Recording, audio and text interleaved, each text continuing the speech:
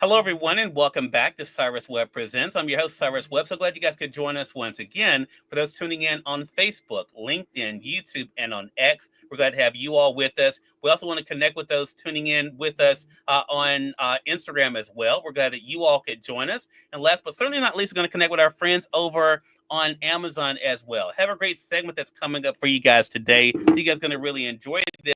A first time here on our Amazon Live platform, so we're excited about that as well. We do have the chat open on all the platforms, so you guys can be able to join us there. And we are now live on Amazon Live with Cyrus Webb Presents. If you guys are new to us on Amazon, welcome. Make sure you guys do hit that follow button. You'll see it either here in this corner or down below. You also will see the book by our next guest. So excited to welcome Deb Miller to our broadcast today. She's celebrating the release of her book you guys can see here, Forget the Fairy Tale and Find Your Happiness. I want to talk to Deb not only about the courage of sharing her story, but also what it's like for her to reflect on her own journey as she was writing it and what she wants you as readers to take away from it. Deb, thank you so much for the time today. Really appreciate it. Thank you so much for having me, Cyrus. I'm really happy to be here. I wrote Forget the Fairy Tale and Find Your Happiness to inspire people to forget about society's script and feel the permission slip to go write your own. And there Yeah. is no one glass slipper, one size fit all. It really needs to be unique to you to find that happiness. Yeah, and that's one of the big things about the book, Deb, and we can kind of begin the conversation there. I mean, when you were writing the book, did you realize how many of those barriers you had broken down for yourself in order to be able to live and walk in your own truth? I would say that writing the memoir gave me the clarity to see that I had transformed. This was actually a pandemic project, the writing of this book. You've heard of like blizzard babies, that there's a big burst of babies that are born 9 months after a blizzard. I'm noticing that there's a big burst 5 years later after the pandemic of a lot of, especially memoir coming out. So after you clean out the closets during the pandemic, nobody knows when it's going to end. And I had just become a grandmother, and I had two really cool grandmothers, and I took this role very seriously. I wanted to pass on to the next generation more than just a box of photos. I wanted to give them answers for why I made certain decisions. And so it started out as a project to capture different family stories. And then along the way, I remembered when I was working on my dissertation years before on the topic of corporate rebranding.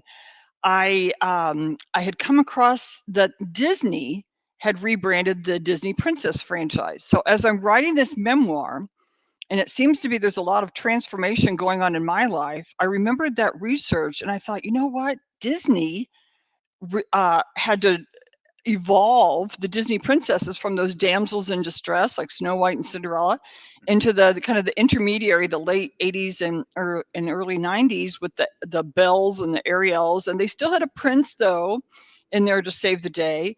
And then later it was Merida, the one set in Scotland, Brave, that actually was the first that didn't have a prince save the day. She did. She was the hero of that story. And of course, the later ones, there's no prince even, mentioned in them, the Moanas and Elsa and Anna and so forth. So I thought, you know what? That was me. And I thought this was something kind of universal and relatable. Whenever I tell people I'm working on this book and I mention this Disney princess kind of framework that I was starting to use just at the start of every chapter, it's a little cultural commentary, how they were transforming. And then mostly it's about how I was transforming.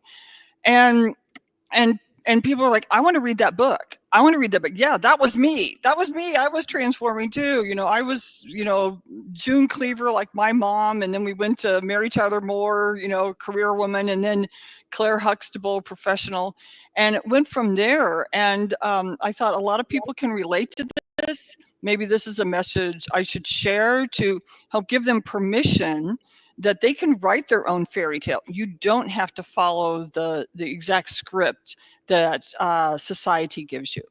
Yeah. Deb, I want to stay with the latter part of the title, Find Your Happiness, because what I love about what you wrote in the book, and this is what, again, I was sharing with Deb before we went live here, what I've learned in my life that I've gotten very comfortable and even bullish in, to not to let other people tell me what my happiness should look like. or what it should take for me to be happy. I grew up being told, you go off and you work for a big company, and you make good money, you get the house, you get the wife, you get the kids, and no one ever really asked, okay, is this really what you want to do? Is this what your happiness looks like? Someone was, trying to tell you what your happiness should look like. What was it like for you to make the decision in your life that you had the right to decide what was going to make you happy because you were the one who had to live with it? Well, let me just tell you a little bit before we get to that. The science behind happiness, which I'm as someone having a doctorate, Mhm. looking into that. I'm actually setting up a happiness panel. I teach at Washington State University. I'm getting together with two University of Washington professors in October. We're having a panel on happiness. So I'm doing my homework. I'm learning more about the science behind it. I was the self-discovery mode, but now I'm Yeah. learning about the science part of it. It's really up to you. Hmm. 40% of an individual's happiness is driven by themselves. And there's a recent Harvard study, it just came out, it's coming out in July actually, and it talks about how it doesn't matter how busy you are, we're all so busy these days, Right. and it gets in. Some very busy people are very happy people, and I was always happy, getting back to your point about myself, because the key is to find moments of joy.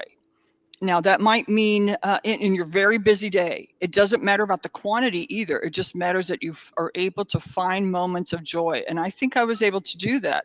It Hmm. might mean, um, watching your child wake up in the morning, or petting a dog, or seeing the sunrise, or just sipping one sip of tea brings you a moment of joy.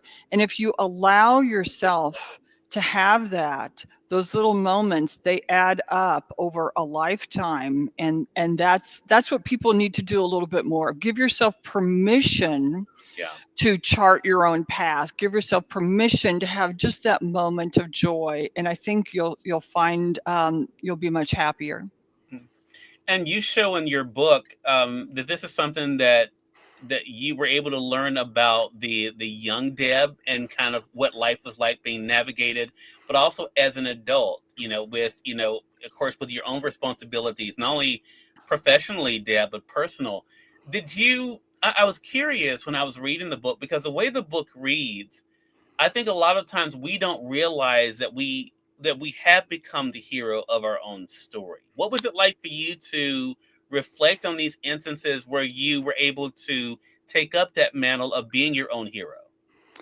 Cyrus, I there's a scene in the book, and actually this Saturday at a Barnes and Noble here in the Seattle area in Issaquah, actresses are going to be performing this scene, and I had an epiphany. And this, I was more than halfway through writing the book. I didn't know how it was going to end. I was sitting down. I was actually doing some homework, catching up on Disney princess movies, because I knew I had the framework, and I'm watching, like, I haven't seen that one. I missed that one along the way, or rewatching it. And I was watching Brave, and I made popcorn because I'm watching a movie. And my a daughter, who was in college at the time, she smells the popcorn, and she comes down, and she hadn't seen Brave either. And she sits down next to me, and the movie's almost over at this point. So I feel it's my duty to inform her, like, what's going to happen. Like, hey, I'm trying to catch you up in this movie. And she watches it for about 20 seconds. And I'm saying, Disney hasn't brought the prince yet, but they will. Disney always brings a prince. He just hasn't come yet. I think maybe it's going to be the bear that's going to turn into a prince. I don't know. And she says to me, just assessing, she hasn't seen it either. And she says, Mom, there's no prince coming. I'm like, of course there's a prince coming. Disney always brings a prince. And now the credits are starting to roll. And I hear myself saying to my daughter, Disney will bring the prince in the credits. And she looks, and I thought, as I said that, I thought, you sound like a crazy person, Deb.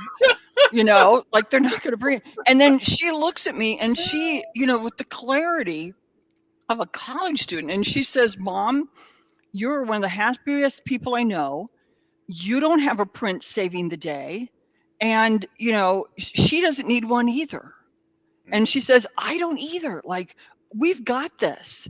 And that was my epiphany. And I thought, and that's sort of like not quite the ending of the book, but it's, spoiler alert, it's like, wow, Yeah, like my kids saw me as a hero, but I Yeah. didn't, because you're so busy in the day to day, you don't back up and look at yourself. Hmm. And so she helped me. It was like holding up a mirror, so I could see myself. And so I can't wait to see that scene performed this weekend. I So love that. Love that. Hello to you, Kate, joining us on Facebook. And I see you guys over on Amazon. Appreciate the hearts over there. If you guys have any questions or comments for Deb, make sure you guys do put those in the chat. I'll reset and let our audience know. For those who are just tuning in, welcome. You're watching Cyrus Webb Presents on Amazon.com, where we are simulcasting it on Facebook, LinkedIn, YouTube, X, and on Instagram. We're speaking today, of course, with Deb Miller. She's the author of the book you guys can see here, Forget the Fairy Tale and Find Your Happiness. It's out now in print or the Kindle edition. We're going to let you guys know also how to stay connected with Deb. Deb, I was really, of course, you and I had not talked before this, and of course, we're able to find out about conversations with, with your daughter in the book. You're able to share those, and I love what you just said about them, other people seeing the hero in you. A lot of times, of course, that's something a lot of people can relate to. We're so in what we're doing, we don't necessarily see it. What was the biggest surprise for you when you actually were able to be honest with yourself and really think about how you got to where you are today? wow, that's a great question.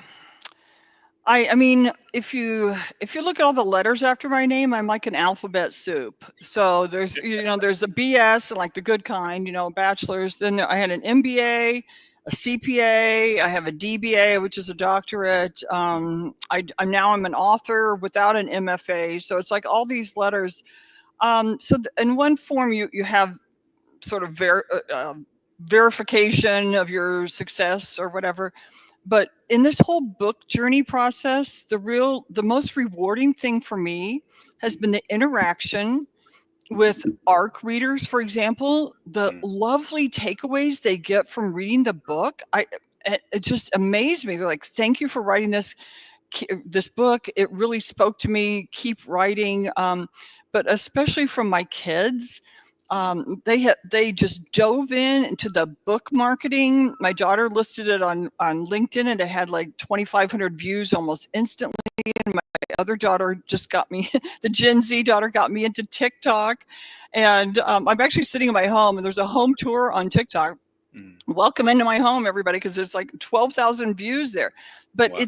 it's not the process of making it, it's the interaction, the community that I have found with other authors, with people involved in this process, my daughters. It's just priceless. Yeah. It really is. I encourage anyone that wants to put themselves out there and write a memoir. It'll help give you clarity, to see your true purpose in life. Mm.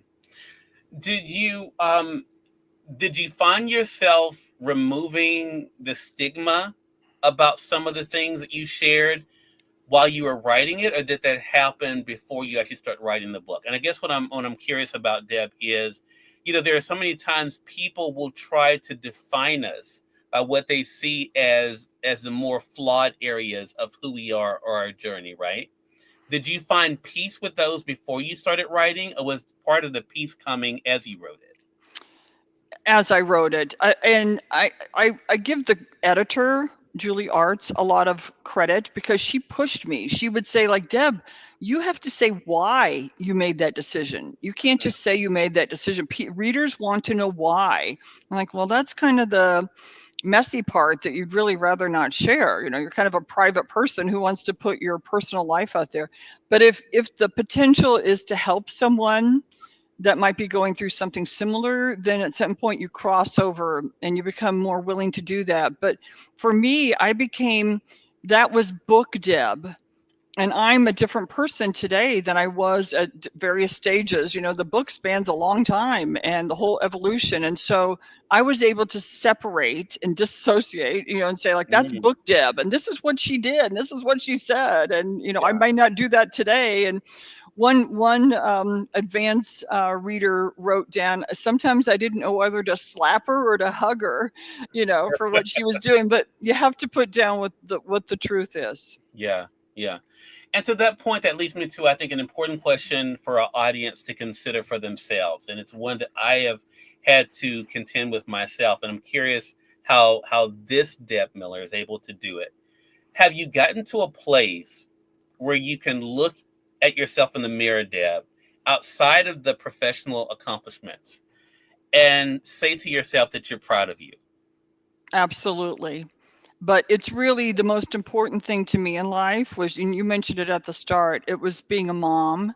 Hmm. And that's definitely the most important job in the world I'll ever have. Hmm. And, a big reason why I wrote this book was so my granddaughter, and now I have a grandson, can know what my life was like, and maybe it'll answer some questions to them instead of just looking at a box of photos someday. Yeah, I love that. What is your hope, Deb? I'm always curious about that because you could have written this book and just kept it for yourself. You could have just shared it with your family. What is your hope that people around the world will get from it as they pick it up and read it and take the journey along with you? Well, the real takeaway that I want readers to have, and why I did put myself out there, is that the journey isn't about finding a prince or a princess, it doesn't matter. The journey isn't about finding a prince, it's about finding yourself. Yeah. Hmm. And that's up to each person to do that. So you need to, just exactly like the title says, forget the script, forget the fairy tale. Hmm. Males, females, everybody, just forget that you have to check off all those boxes that you listed earlier. And only then can you find your happiness. But you are in charge of creating that. Don't Hmm. wait for someone to hand it to you. You have to go do it. Yeah. I think that's it. I think that's a great lesson for all of us. Again, everyone, Deb Miller has been our guest. The book is Forget the Fairy Tale and Find Your Happiness. Again, available here on Amazon. You all can get it in print, or you can be able to get the Kindle edition as well. Right now, as you can see it there on Amazon, it's a 28% off for the Kindle edition. You can get that published by one of my favorite publishing companies, She Writes Press. They have given us some great books over the years. Deb, so glad we had a chance to chat with you as you're celebrating the release of the book this month. How can our audience stay connected with you? Well, I just want to add that on Amazon, there's also an audio versions for those who like my Gen Z daughter who likes to consume their books in audio form. You can find out every information about the book on forgetthefairytale.net, but on Instagram, I'm very active there, and I would love to interact with you, and even on TikTok now that I'm out there. Love it. Well, Deb, congratulations to you again and looking forward to our next chat together. Thanks. And we thank your audience for tuning in to another great segment of Cyrus Webb Presents. Until next time, you all make it a great one. We'll talk to you soon. Take care.